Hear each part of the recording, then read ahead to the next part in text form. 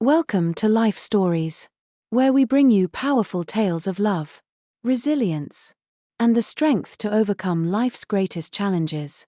Today, we delve into an unforgettable story of heartbreak and redemption, a mother's journey through loss, betrayal, and the fight to protect her family's legacy.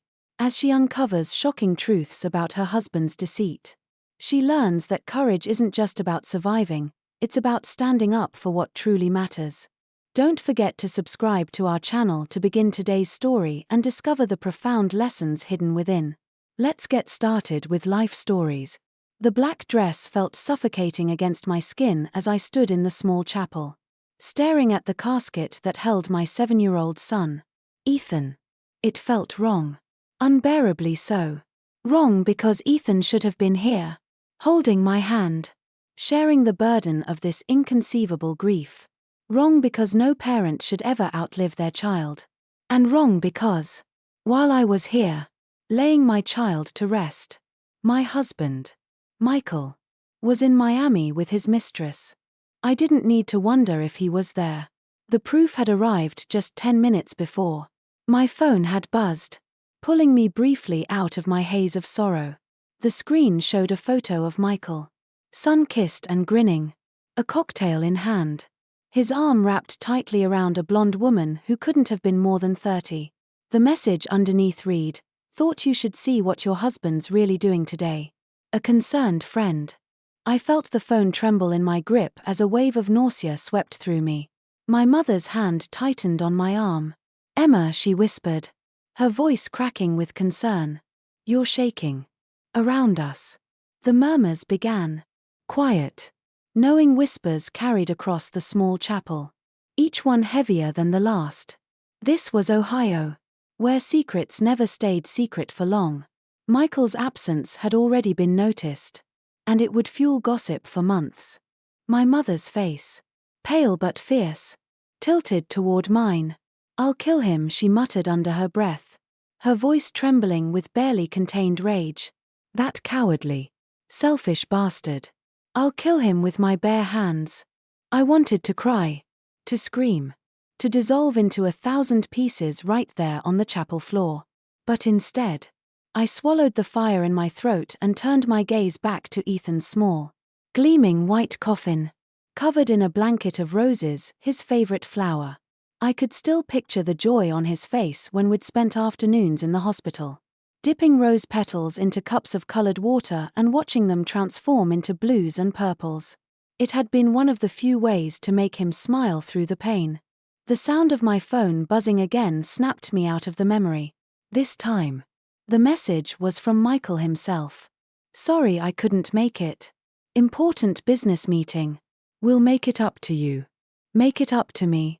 The rage that surged through me at that moment burned away the grief for just a second. My vision tunneled. My hands clenched into fists. And my mind screamed at the sheer audacity of him. Ethan was gone. And Michael had chosen cocktails and a beach over his own son's funeral. I deleted the message, shoved the phone into my purse, and straightened my spine. Let him enjoy his tropical paradise with his cheap mistress. Let him believe that I would crumble and fade away. That I would play the part of the grieving widow who quietly accepts her lot. He didn't know me at all. I wouldn't crumble. I wouldn't fade. I was going to destroy him. Not just for abandoning me and Ethan during his illness. Not just for missing this funeral, the single most heartbreaking moment of my life. But for every lie, every betrayal, every moment he chose himself over our family. Michael had crossed a line that could never be uncrossed. And he would learn exactly what loss felt like. Piece by calculated piece. The funeral itself was a blur. The chapel was packed. But all I could see was the casket and the empty space where Michael should have been. The whispers around me felt like waves crashing against my ears, relentless, unceasing. I barely registered the funeral director's words. And when he approached with a quiet, "Are we ready to begin?" I wanted to scream that I wasn't ready. I would never be ready. Ethan should have been home, playing video games or asking for just 5 more minutes before bedtime. Instead, I nodded, forcing myself to take my place in the front pew as though the weight of this tragedy wasn't crushing me from the inside out.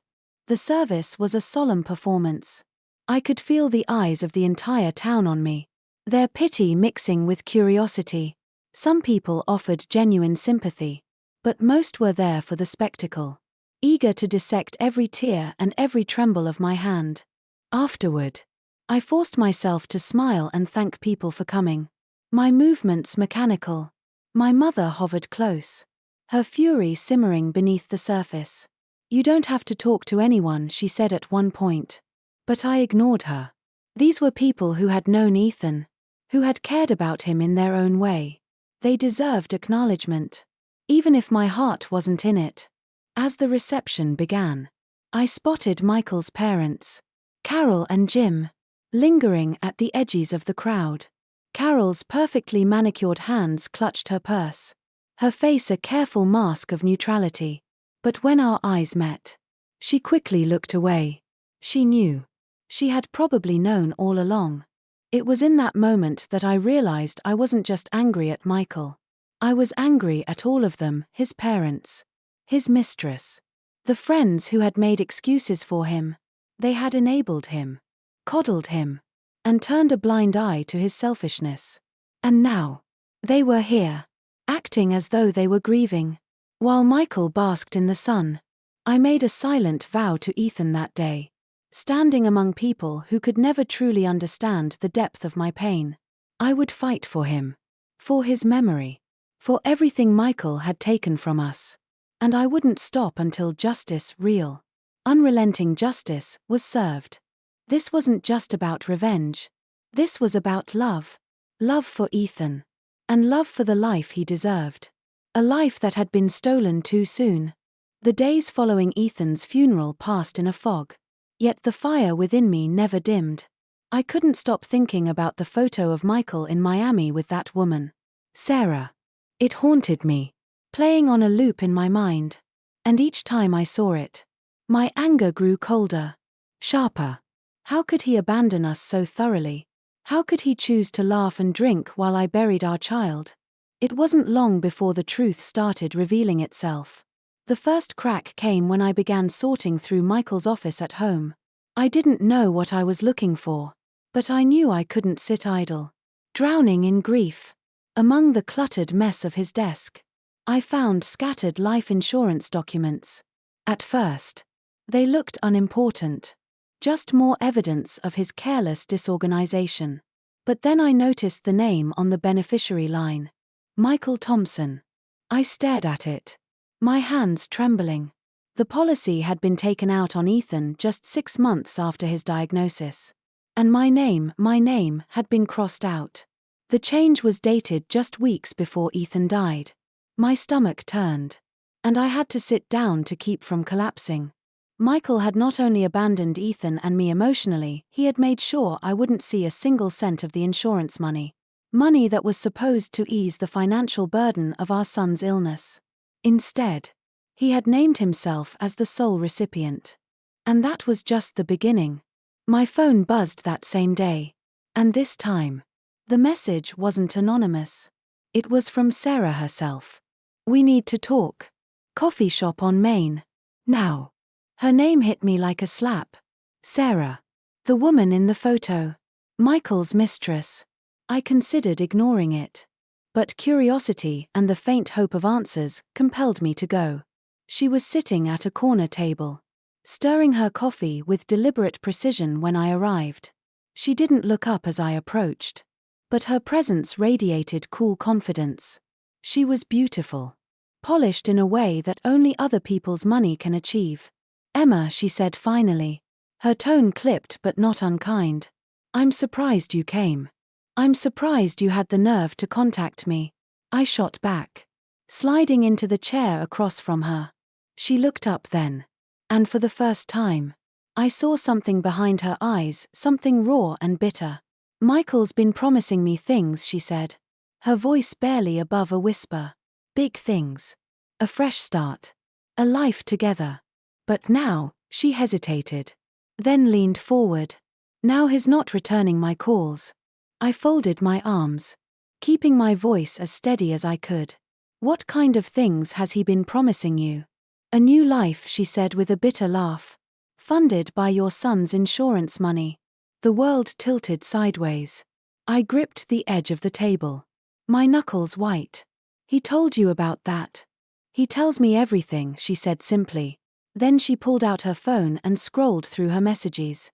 Including how he made sure you'd never see a penny of it. His mother's idea. Apparently. Carol never thought you deserved any of their family's money. My throat felt like sandpaper. Why are you telling me this? Her expression softened slightly. But her voice was hard. Because he's playing both of us. Emma. That policy. He promised to split it with me. But I did some digging. And it turns out he's got gambling debts, big ones. The kind that make people desperate. I wanted to call her a liar. To accuse her of trying to manipulate me. But then she slid her phone across the table. And the truth stared back at me. Text messages. Bank statements. Photos. A digital trail of betrayal that spanned months. Michael at casinos. Michael meeting loan sharks. Michael. While Ethan lay dying. Plotting to take everything for himself. I'm not the villain here. Sarah said quietly. Pulling her phone back. I'm just another pawn in his game. But unlike you. I have nothing left to lose. I stood up abruptly. My chair scraping against the floor. You're wrong about one thing. I said. My voice trembling with suppressed rage. I have nothing left to lose either. Not anymore. She smiled then. But it wasn't warm. It was sharp and knowing. Then maybe we should help each other. I looked at her. This woman who had helped destroy my family. And for the first time, I realized she might be exactly what I needed, a weapon aimed directly at Michael's heart. I left that coffee shop feeling more alive than I had in weeks. Grief was still my constant companion. But now it shared space with something else, purpose. Michael's betrayal had cut deep. But it had also sharpened me. Hardening my resolve. I didn't know how far this battle would take me. But I did know one thing. I wasn't going to fight fair. And I wasn't going to stop until everything Michael had stolen, from Ethan, from me, and from our family, was mine again. 3 days after the coffee shop meeting, I sat at the kitchen table in my childhood home, surrounded by papers, folders, and an overwhelming sense of dread. The documents I'd found in Michael's office and the evidence Sarah had provided painted a horrifying picture.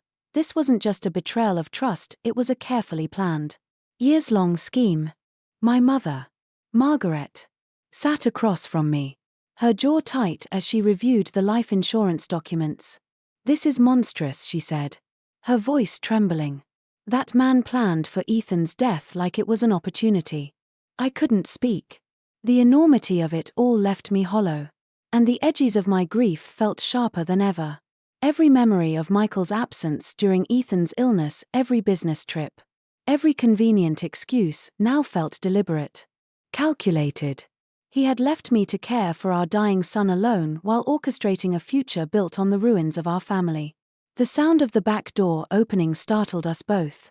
My father, Frank, shuffled into the kitchen, holding one of Ethan's favorite stuffed animals, a worn penguin that had accompanied him to every hospital visit. My father's dementia often left him confused. But today, there was a clarity in his eyes that surprised me. Dad, I said softly, rising to meet him. What are you doing? He held out the penguin with a faint smile. Ethan told me you'd need this. Said it would help you remember what's important. Tears stung my eyes as I took the penguin and hugged it to my chest. Thank you, Dad. He nodded. Then paused. His brow furrowing. That reminds me. Robert came by while you were at the hospital with Ethan. He had some papers, something about protecting family assets. My heart stopped. Robert? Michael's father? Yes, my father said. His voice growing uncertain. He wanted me to sign something. But it didn't feel right. I didn't sign it. My mother and I exchanged a glance. The implications hitting us both at once. Michael and his parents hadn't just been plotting to take Ethan's insurance money, they'd been targeting my family's home and assets, hoping to exploit my father's condition to secure even more. "You did the right thing, Dad," I said, gripping his hand tightly. As the pieces began to fall into place, the rage inside me solidified into something cold and determined. I wasn't just fighting for Ethan's memory anymore, I was fighting for my family's survival. Later that evening, Sarah called. "I found something else," she said without preamble. "Michael's meeting with his lawyer tomorrow. It's about property transfers." "What property transfers?" "The house," she said. "Your parents' house. He's trying to sign it over to one of his shell companies." For a moment, I couldn't breathe. The house where I had grown up, where Ethan had spent his final days, and where my father now struggled to hold on to fleeting fragments of memory, it was all part of Michael's plan to strip me of everything. "Where is the meeting?" I asked, my voice steady despite the fury rising within me. She gave me the address, and I hung up without another word. My mother, who had been listening from the doorway, stepped into the room. "What's the plan?" I looked at her, the fire in my chest growing. "We're going to stop them. And we're going to make sure they never try this again." The next morning, I met with my Uncle Jack, a retired lawyer who had spent decades protecting family assets. When I explained the situation, he didn't hesitate. "Let's find out exactly what they've done," he said, pulling up property records on his computer. What we found was worse than I had imagined. Over the past year, Michael and his parents had quietly transferred properties, emptied joint accounts, and falsified documents, all while Ethan was in and out of the hospital. They had used Ethan's medical bills as justification for emergency sales, hiding everything in accounts and shell companies I couldn't access. "They've been planning this for months," Jack said, shaking his head. It was then that I realized just how far Michael's betrayal went. He hadn't just abandoned Ethan and me, he had used our son's suffering as a smokescreen to dismantle everything I had built. But he had underestimated me. I stood, gathering the documents Jack had printed. "We have what we need," I said. "Emma," Jack cautioned, "this won't be easy. Michael and his parents will fight back." "Let them," I said, my voice hard. "I'm not afraid of them." As I left Jack's office, the penguin tucked safely into my bag, I felt a sense of clarity I hadn't experienced in weeks. This wasn't just about protecting what was mine, it was about honoring Ethan's memory and ensuring that no one else could ever take advantage of us again. Michael had played his game, but he had made one fatal mistake. He thought I was weak. He was about to learn just how wrong he was. As the frost melted under the morning sun, I stood at Ethan's grave, the worn penguin resting against his headstone. Justice had been served, Michael and his parents faced the consequences of their greed, and our family's legacy was safe. But as I watched a monarch butterfly flutter by, I realized something profound. Revenge wasn't what healed me. It was love. Love for Ethan, for my family, and for the strength he taught me in his short, beautiful life. Walking away, I felt lighter, knowing I had protected what mattered most. The battles I fought weren't just for justice but to honor the boy who had shown me what true courage looked like. This isn't just a story of grief and betrayal, it's a story of resilience and love. If you found this story moving, don't forget to subscribe to Life Stories for more heartfelt and inspiring videos. See you next time.